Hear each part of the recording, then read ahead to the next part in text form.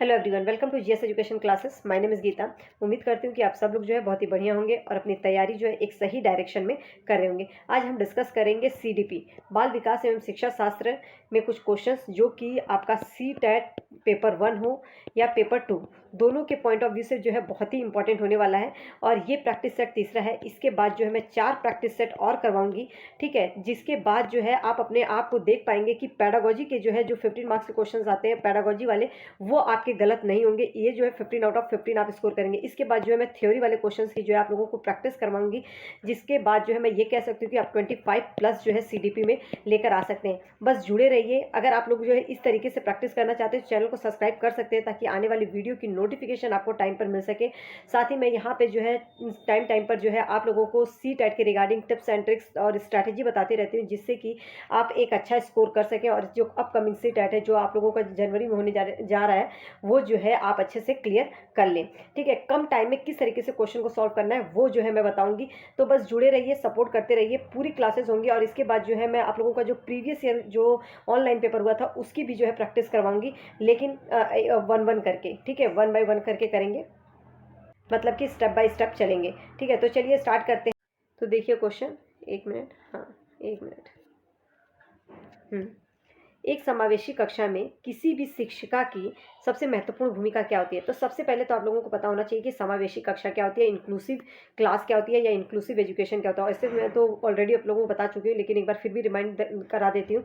जो समावेशी कक्षा होती है वो क्लास जिसमें सभी प्रकार के, मतलब सभी टाइप के बच्चे एक साथ बैठ कर जो है क्या करते हैं, पढ़ाई करते हैं, ठीक है। हर टाइप के बच्चे उसमें होते हैं। वो स्लो लर्नर भी होते हैं, गिफ्टेड चाइल्ड भी हो सकते हैं, क्रिएटिव चाइल्ड भी हो सकते हैं, मतलब सभी प्रकार के बच्चे एक साथ बैठकर जो है पढ़ाई करते हैं। इसमें जो है टीचर का क्या इंपॉर्टेंट रोल होता है ये याद रखिएगा। टीचर के एक महत्वपूर्ण जो इंपॉर्टेंट रोल बोला जाता है, एक महत्वपूर्ण भूमिका ये होती है कि ये देखना कि सभी स्टूडेंट को उनकी योग्यता के अनुसार जो है उसे अवसर दे, ठीक है। जो बच्चे की जो कैपेबिलिटी है उसके अनुसार उसे बोलने का अवसर दे, उसके अनुसार जो है उससे डील करे, उसे समझाए।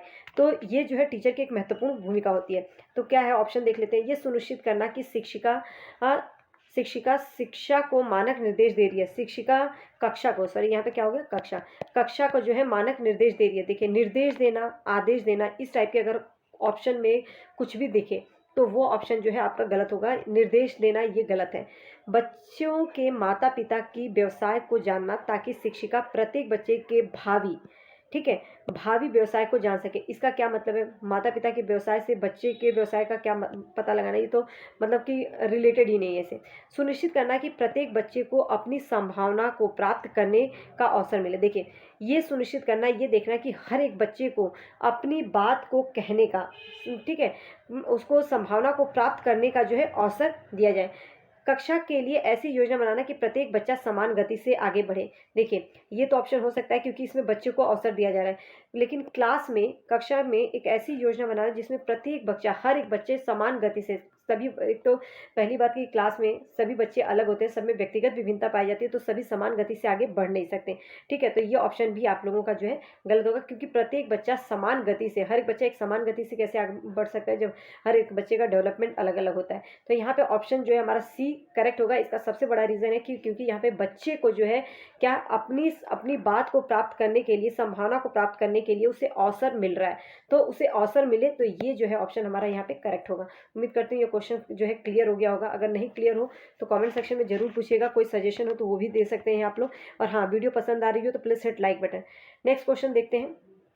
किसी कक्षा में शिक्षक की क्या भूमिका होती है? कक्षा में जो है एक टीचर का जो है क्या रोल होता है? समय सारणी का कठोरता से पालन करना। देखो, समय सारणी का कठोरता, जहाँ पे भी कठोरता शब्द दिखे वो ऑप्शन पढ़ने की जरूरत नहीं है, वो आपका गलत हो जाएगा।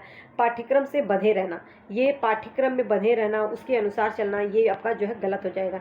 सीखने की विश्वसनीय स्थितियाँ जुटाना, शिक्षार्थियों को स्वतंत्र चिंतन की सुविधा देना। ओके, ठीक है, आगे भी देख लेते हैं।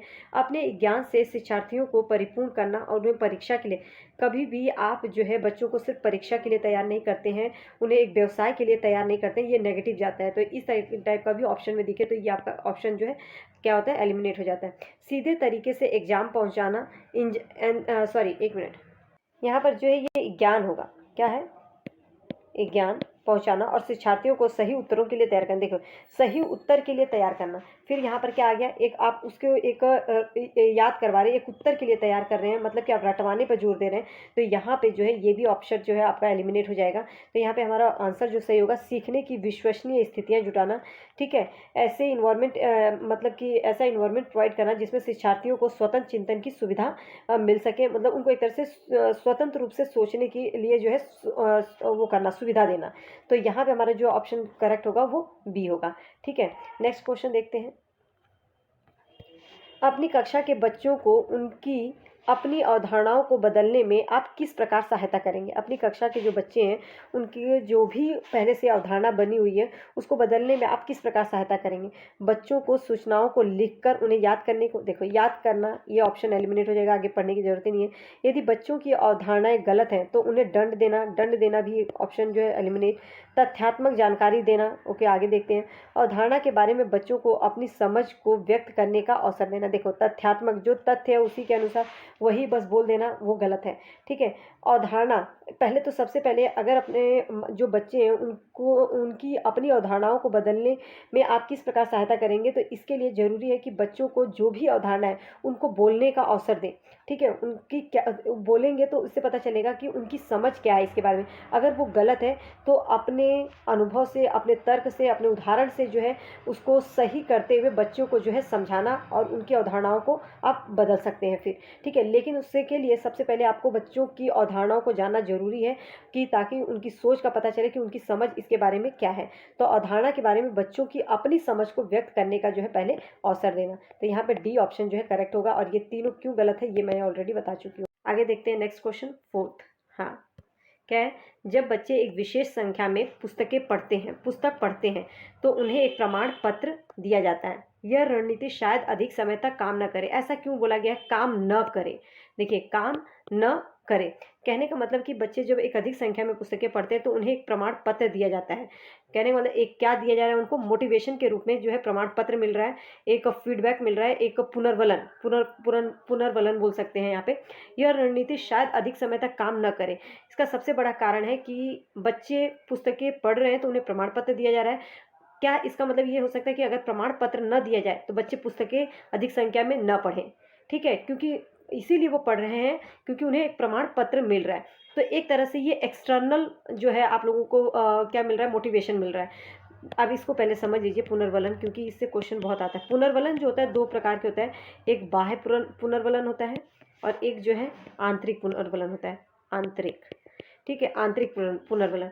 बाह्य पुनर्वलन वो पुनर्वलन होता है जिसके अंदर जो है आप एक्सटर्नल, मतलब कि आप जब तक कोई चीज़ आप लोगों को मिलती है तब तक जो है आप मोटिवेट रहते हैं, उसको करते रहते हैं। लेकिन आंतरिक पुनर्वलन में क्या होता है कि अगर आपको नहीं भी मिलेगा तो भी आप जो है वो काम करेंगे। इसका सबसे बड़ा रीज़न है क्योंकि वो आप जो है आंतरिक रूप से जो है मोटिवेटेड है, आपकी उसमें रुचि है, आपको उसमें इंटरेस्ट है। समझ में है? तो इस तरीके का जो पुनर्वलन होता है, जो आंतरिक पुनर्वलन होता है, जो जिसमें जो है बच्चे जो है क्या होता है अपनी रुचि से ध्यानपूर्वक जो है पढ़ने की कोशिश करते हैं, जिससे कि ये जो है उसके लर्निंग को एक स्थिरता प्रदान करता है, एक स्थायित्व रूप देता है। समझ में आया? तो बाह्य पुनर्वलन जो है उसी टाइम तक रहेगा जब तक जो है उसे मोटिवेशन, एक्सटर्नल मोटिवेशन मिलता रहेगा। लेकिन आंतरिक पुनर्वलन वो होता है जिसमें कि आप आंतरिक रूप से मोटिवेटेड होते हैं, बाह्य रूप से आपको कुछ देने की जरूरत नहीं है। अगर नहीं भी मिलेगा तो आप वो करेंगे। इसका एक फ़ायदा होता है कि आपकी लर्निंग जो है परमानेंट होती है क्योंकि आपका उसमें इंटरेस्ट शामिल होता है। ठीक है, तो उम्मीद करती हूँ ये चीज़ जो है क्लियर हो गई होगी। आप क्वेश्चन का ऑप्शन देख लेते क्या बोल रहे हैं। ऑप्शन 1 क्या बोल रहे हैं, पुस्तकालय में बहुत अधिक पुस्तकों को खरीदने की जो है क्या बोल रहा है, एक मिनट कहाँ गया, हाँ, पुस्तकालय में बहुत अधिक पुस्तकों को खरीदने की आवश्यकता होगी। इसका तो मतलब ही नहीं है। यहाँ पे क्या पूछ रहा है, यह रणनीति शायद अधिक समय तक काम न करे। यहाँ पे हमें पुनर्वलन को लेकर हमें जो है इस क्वेश्चन को सॉल्व करना है। ठीक है, पुस्तकालय में बहुत अधिक समय तक पुस्तकों को खरीदने की आवश्यकता नहीं होगी, इसका मतलब ही नहीं है, ये ऐसे ही एलिमिनेट हो जाएगा। पुस्तकों को पढ़ना बच्चों को उनके गृह कार्य को पूरा करने में बाधा डालेगा, नहीं, ये भी हमारा गलत हो जाएगा। जब अधिक संख्या में बच्चे पढ़ना शुरू कर देंगे तो बड़ी मात्रा में जो है प्रमाण पत्र देने होंगे, इसके क्या मतलब होगा, ये भी हमारा ऑप्शन गलत। यह समझौता बच्चों को केवल प्रमाण पत्र प्राप्त करने के लिए पुस्तकों को पढ़ने की तरफ ले जा सकता है। कहने का मतलब है प्रमाण पत्र दिया जा रहा है, ये केवल जो है बच्चे क्या है प्रमाण पत्र प्राप्त करने के लिए पुस्तकों को अगर नहीं पढ़ रहे थे तो पुस्तकों को जो है पढ़ने की तरफ जो है उनको ले जाया जा सकता है। ठीक है, अगर मान लो जैसे कोई बच्चा नहीं पढ़ रहा है, अब देखते हैं ना क्लास में अगर कोई बच्चा नहीं कर रहा है तो आप उसको बोलते हैं आपको टॉफ़ी मिलेगी, चॉकलेट मिलेगा, एक पेन देंगे, तो वो बच्चा क्या होता है पढ़ता है। ठीक है, तो उसको जो है एक उसमें लेकर जाना, उसकी पढ़ाई की तरफ जो है उसका रुझान को जो है विकसित करना उसके लिए हो सकता है। लेकिन ये बच्चे का जो पढ़ने में इंटरेस्ट हमेशा के लिए अगर बनाना है तो उसको जो है आंतरिक रूप से वो मोटिवेट होना पड़ेगा, अंदर से उसके अंदर आना चाहिए कि मुझे पढ़ना है, तभी जो है उसका जो है लर्निंग हो पाएगी। तो इस ऑप्शन के अकॉर्डिंग जो हमारा डी जो है करेक्ट होता है, क्योंकि प्रमाण पत्र देने का मेन मकसद है कि पुस्तकों को पढ़ने की तरफ जो है ले जाया जा सकता है। ठीक है, तो ऑप्शन डी जो है करेक्ट है। वीडियो पसंद आ रही है तो प्लीज़ हिट लाइक बटन, और समझ में आ रहा है या नहीं ये भी कमेंट सेक्शन में ज़रूर बताइएगा। नेक्स्ट क्वेश्चन देखते हैं, भावनाओं अधिगम, एक मिनट क्या हो जा रहा है ये, हाँ, भावनाओं अधिगम और अभिप्रेरणा के संदर्भ में निम्नलिखित में से किस कथन से आप सहमत हैं? भावनाओं अधिगम और अभिप्रेरणा, कुछ नया सीखना इस पर निर्भर करता है कि उसमें हम कितने निपुण हैं, ऐसा नहीं है। अगर हम मान लो कि हम कितने निपुण हैं उस पर हमारा अगर सीखना निर्भर करता है तो ऐसे तो भाई कई लोग हैं जो सीख ही नहीं पाएंगे। ठीक है, सीखने के लिए भावनाओं को अलग रख देना चाहिए, ऐसा भी नहीं है, सब ये तीनों एक दूसरे से जो है संबंधित है, हाँ, इनका संबंध है तीनों का एक दूसरे से, तो ये भी हमारा गलत है। सीखने के लिए अभिप्रेरित करने की भावनाओं की कोई भूमिका नहीं होती, ये भी गलत हो जाएगा। प्रेरणा और सीखने के साथ साथ, मतलब प्रेरणा के साथ साथ मोटिवेशन के साथ साथ मोटिवेशन और लर्निंग के साथ साथ हमारे जो इमोशंस है उसका भी एक तरह से जुड़ाव होता है। ये ऑप्शन सही है क्योंकि ये तीनों ही एक दूसरे से अंतर संबंधित है, तो डी ऑप्शन जो है यहाँ पे करेक्ट होता है। उम्मीद करती हूँ क्लियर हो गया होगा, बहुत ईजी क्वेश्चन था। नेक्स्ट 6 क्वेश्चन, बहुविकल्पी प्रश्न जो होते हैं बच्चों की डैश की योग्यता का आकलन करते हैं। आपने देखा होगा एग्जाम में जो है हमेशा जो है बहुविकल्पी प्रश्न दिए जाते हैं, तो आप अपने से ही अंदाज़ा लगाइए वो क्यों होता है। तो ये बच्चों की योग्यता का क्या आकलन करते हैं? सही उत्तर की व्याख्या करने के लिए नहीं, क्योंकि बहुविकल्पी में तो व्याख्या करने की बात ही नहीं होती है। सही उत्तर का निर्णय करने के लिए नहीं, सही उत्तर की पहचान, क्योंकि बहुत सारे आंसर होते हैं उसमें से आपको एक एग्जैक्ट आंसर पता करना होता है, क्योंकि आप देखते हैं कि आप खुद भी करते हैं तो कितना आप लोग कंफ्यूज हो जाते हैं दो ऑप्शन को लेकर। तो एक सही उत्तर की पहचान करना, सही उत्तर का प्रत्यास्मरण, याद करने के लिए नहीं। ठीक है, तो यहाँ पे सी जो है करेक्ट होगा, सही उत्तर की पहचान करने के लिए, ऑप्शन सी। नेक्स्ट क्वेश्चन देखते हैं, 7th क्या बोल रहा है, समाजीकरण। समाजीकरण की प्रक्रिया में शामिल नहीं है, क्या शामिल नहीं है? देखिए अब यहाँ पे शामिल है की बात नहीं कर रहा है, शामिल नहीं है समाजीकरण की, मूल्य और विश्वासों का अर्जन। देखिए समाजीकरण एक ऐसी प्रक्रिया है जिसमें हम लोग, मनुष्य जो है एक सामाजिक प्राणी है, समाज में रह के एक दूसरे के साथ अंतःक्रिया करके समाज के जो है नियमों के जो मूल्य होते हैं, उसके जो नियम होते हैं उनको जो है वो सीखता है, उनके विश्वासों का जो है अर्जन करता है। तो ये पहला ऑप्शन तो करेक्ट होता है। एक संस्कृति की कृतियाँ और मंडलों को सिखाना, बिल्कुल सही। एक संस्कृति के बारे में जानना समाजीकरण से ही वो आता है। अनुवांशिक संचरण, अनुवांशिक संचरण तो हम बोल ही नहीं सकते, ये तो एक बच्चे से दूसरे बच्चे में क्यों कैसे जाता है, ये तो हेरिडिटी के थ्रू। अनुवांशिक संचरण नहीं, ये इन्वायरमेंट से, मतलब अब समाजीकरण के थ्रू नहीं मिलता। ठीक है, तो ये नहीं होगा। कौशलों का अर्जन, स्किल का अर्जन भी जो है हम किससे करते हैं, समाजीकरण से। मतलब कि जो भी हमारे मतलब जो भी हमें चीज़ें सीखना होता है वो समाज में रह के जो है उसका जो है हम क्या करते हैं, अडॉप्ट करते हैं, अर्जन करते हैं। तो यहाँ पे हमारा जो है कौन सा नहीं है, वो है सी, ऑप्शन जो है सी यहाँ पर हमारा करेक्ट होगा, जो कि समाजीकरण की प्रक्रिया का अंग नहीं है, शामिल नहीं है समाजीकरण में। 8th क्वेश्चन देख लेते हैं, क्या बोल रहे हैं। हाँ, एक प्रभावी कक्षा में, एक सही मतलब प्रभावशील कक्षा कैसी हो सकती है? बच्चे अपने अधिगम को सुगम बनाने के लिए मार्गदर्शन एवं सहयोग हेतु शिक्षक से सहायता लेते हैं। देखिए बच्चे अपने अधिगम को सुगम बनाने के लिए, अपने अधिगम को सही करने के लिए मार्गदर्शन एवं सहयोग हेतु शिक्षक से सहायता लेते हैं, हो सकता है। बच्चे हमेशा उत्सुक और तैयार रहते हैं क्योंकि शिक्षक उनकी प्रत्यास्मरण योग्यता का आकलन करने के लिए नियमित रूप से परीक्षा लेता है। देखो परीक्षा लेने की बात आ गई, वो आप लोगों का जो है क्या होगा, गलत। यहाँ पे शिक्षक की सहायता की बात है इसलिए हम इसको लेकर चल रहे हैं ऑप्शन को, लेकिन परीक्षा किसी भी ऑप्शन में परीक्षा लेना इस टाइप के जो है ऑप्शन में दिखे तो वो आपको ऑप्शन एलिमिनेट कर देना, पढ़ने की जरूरत नहीं है। बच्चे शिक्षक का सम्मान नहीं करते जैसा उन्हें अच्छा लगता है, ऐसा तो नहीं है। बच्चे शिक्षक से डरते हैं, डरना भी ऑप्शन में दिखे तो वो ऑप्शन हमारा गलत हो जाए। बच्चे अपने अधिगम को सुगम बनाने के लिए मार्गदर्शन एवं सहयोग हेतु शिक्षक से क्या करते हैं, सहायता लेते हैं। उसको क्या बोलेंगे, एक प्रभावी कक्षा में ये होना चाहिए। तो ए ऑप्शन जो है यहाँ पे हमारा करेक्ट है। नेक्स्ट क्वेश्चन देखते हैं, नाइन्थ क्वेश्चन क्या है। भारत में बहुत से बच्चे, विशेषकर लड़कियां, विद्यालय में आने से पहले और विद्यालय में वापस जाने के बाद घर का क्या करती हैं, काम करती हैं। आपके विचार से इस संदर्भ में एक शिक्षिका को गृह कार्य के बारे में क्या करना चाहिए। कहने का मतलब कि जो लड़कियां हैं विद्यालय में आने से पहले और घर वापस जब जाती हैं तभी भी उनके काम करना पड़ता है। तो एक शिक्षिका के रूप में आप उन्हें गृह कार्य के बारे में क्या आपकी राय रहेगी। ऑप्शन देखते हैं जो बेस्ट ऑप्शन होगा। शिक्षिका को देखिए, बहुत ही अंडरस्टैंडिंग बेस्ड क्वेश्चन इस टाइप के भी आते हैं जिसमें कि आप स्कोर कर सकते हैं। शिक्षिका को सुनिश्चित करना चाहिए कि बच्चे अपना गृह कार्य पूरा करने के लिए सुबह जल्दी उठे, देर तक रुके नहीं।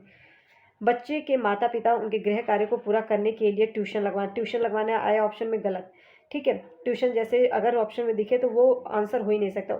उसे उन बच्चों को कठोर दंड देना, ऑप्शन एलिमिनेट। शिक्षिका को ऐसा गृह कार्य देना चाहिए जो विद्यालय में कराए गए अधिगम को बच्चों के घरेलू जीवन से जोड़ा हो।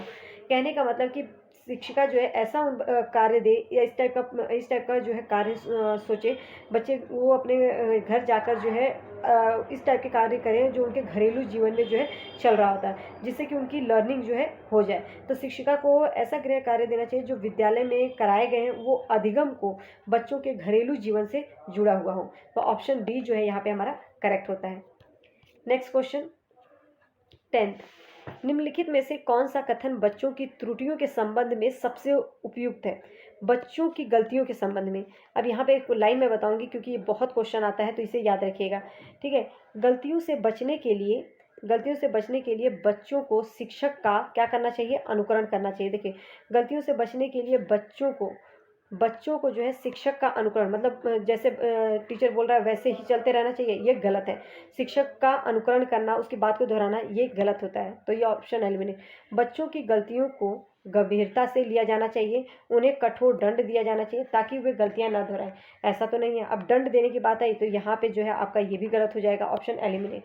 ठीक है, नेक्स्ट, बच्चे गलतियां करते हैं क्योंकि उनमें विचार करने की क्षमता नहीं होती। ऐसा नहीं है, बच्चे अपने लेवल पर वो भी सोच सकते हैं, वो भी विचार कर सकते हैं। तो ये भी हमारा जो है गलत होगा क्योंकि इसमें बोला कि बच्चे को विचार करने की क्षमता नहीं होती है।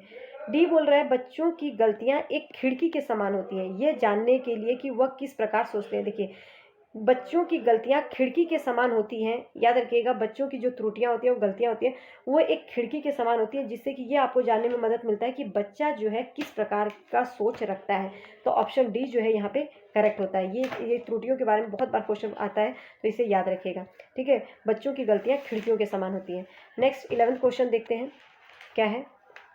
हाँ, बच्चों को अपने अध्ययन में प्रयास करने हेतु प्रोत्साहित करने के लिए शिक्षकों को डैश की आवश्यकता होती है। बच्चों को अपने अध्ययन में प्रयास करने हेतु प्रोत्साहित करने के लिए शिक्षकों को डैश की आवश्यकता होती है।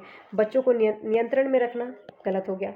अन्य बच्चों के साथ तुलना करना, ये भी आपका ऑप्शन नहीं होगा। बच्चों को प्रेरित करना, बिल्कुल। बच्चों को डांटना, गलत। ठीक है, तो सी ऑप्शन यहाँ पे करेक्ट होता है। देखिए, पहले आप जरूरी नहीं कि आपको हर क्वेश्चन आता हो, एलिमिनेट करना सीखिए। अगर नियंत्रण, तुलना करना, डांटना ऐसे हो जाएगा तो ये ऑप्शन हो ही नहीं सकता। प्रेरित करना, बच्चों को मोटिवेट करना जो है ये आपका सही होगा। नेक्स्ट क्वेश्चन देखते हैं 12th 12 क्या है इसके अंदर। आकलन जो है शिक्षण अधिगम प्रक्रिया का एक अभिन्न अंग माना गया। कहने का मतलब जो इवैल्यूएशन करते हैं वो जो है टीचिंग लर्निंग प्रोसेस का एक बहुत ही महत्वपूर्ण अंग है। क्यों? ऑप्शन देखते हैं। आकलन से अध्यापक बच्चों के अधिगम को समझता है। जब वो इवैल्यूएशन करता है इसके बाद जो है अध्यापक जो है बच्चों के अधिगम को समझता है। कहने का मतलब अगर बच्चे का टेस्ट ले रहा है तो बच्चे के टेस्ट से जो है वो बच्चे के अधिगम को समझ रहा है कि उसे कितना समझ में आया, और उसे जो है अपने शिक्षण की प्रतिपुष्टि भी करता है कि उसका प्रतिपुष्टि का मतलब फीडबैक लेता है अपने टीचिंग, जो उसने टीच किया, मतलब जो शिक्षण दिया बच्चों को, उसका फीडबैक लेता है कि बच्चों को कितना समझ में आया। उस इवैल्यूएशन से ये पता चलता है। ठीक है, मतलब इवैल्यूएशन के द्वारा बच्चे ने कितना सीखा, इससे जो है अध्यापक अपने टीचिंग का, अपने शिक्षण का जो है एक फीडबैक लेता है कि उसके द्वारा पढ़ाया हुआ बच्चा समझ में आ रहा है या नहीं आ रहा है। नेक्स्ट देख लेते हैं। ये देखो, पार्टनर नहीं होगा, ये आकलन है। ठीक है। आकलन की एकमात्र तरीका है जो आश्वस्त करता है कि शिक्षकों ने पढ़ाया और बच्चों ने सीखा। नहीं, आकलन एकमात्र तरीका नहीं है, और भी तरीके हैं, ठीक है। और भी तरीकों से जो है बच्चों को हम जो है ये समझ सकते हैं कि बच्चों ने क्या सीखा और जो टीचर ने क्या पढ़ाया बच्चों ने क्या सीखा, ठीक है। तो एकमात्र तरीका नहीं है, ये ऑप्शन गलत हो जाएगा। आज के समय में केवल अंक ही शिक्षा में महत्वपूर्ण है। नहीं, आप लोगों को पता है कि अंक को ख़त्म करके ग्रेड स्टार्ट कर दिया गया है। क्यों ऐसा लाया गया है? ये बहुत बड़ा रीज़न है कि बच्चों जो है डीमोटिवेट ना हो। तो ये नहीं है कि आज के समय केवल आ गया, ये ऑप्शन एलिमिनेट हो जाएगा। बच्चों को अपने अंक दिए जाने चाहिए ताकि वे समझ सकें कि वे अपने सहपाठियों की तुलना में कहाँ पर है। तुलना आ गया तो भी ये अब जो है ऑप्शन एलिमिनेट हो जाएगा। मतलब यहाँ पे ए है जो हमारा सही है कि आकलन के द्वारा अध्यापक जो है बच्चों के अधिगम को समझता है कि बच्चे ने कितना सीखा, और उसके बाद जो है वो अपने शिक्षण का एक फीडबैक लेता है कि बच्चे को कितना सीखा। अगर कुछ नहीं समझ में आया तो उसे दोबारा जो है वो बता सके, ठीक है। तो उम्मीद करते हैं ये क्वेश्चन समझ में आ गया, और बहुत कोशिश कर रही हूँ आप लोगों को चीज़ें क्लियर हो जाए। अगर लगता है कि आप लोगों को समझ में आ रहा है और ये वीडियो यूज़फुल है तो प्लीज़ शेयर कीजिए और लोगों को, ताकि जो है अपकमिंग जो CTET है वो लोगों का भी, उन लोगों का भी क्लियर हो सके, ठीक है। नेक्स्ट क्वेश्चन देखते हैं। विभिन्न मुद्दों और विमर्शों पर उनके लिए कारण प्रस्तुत करते हुए बच्चों को अपनी व्यक्तिगत राय को व्यक्त करने के लिए प्रोत्साहित करने वाले प्रश्न किसको बढ़ावा देते हैं? कहने का मतलब है कि जो विभिन्न मुद्दे और मतलब विमर्शों पर उनके लिए कारण प्रस्तुत करते हुए बच्चों को अपनी व्यक्तिगत राय, बच्चों को अपनी जो है उनकी राय है उसको व्यक्त करने के लिए प्रोत्साहित करने वाले प्रश्न किसको बढ़ावा देते हैं? ऑप्शन देखते हैं। हाँ, एक है बच्चों का मानकीकृत आकलन। देखो, बच्चों का मानकीकृत आकलन नहीं, विश्लेषणात्मक और आलोचनात्मक चिंतन।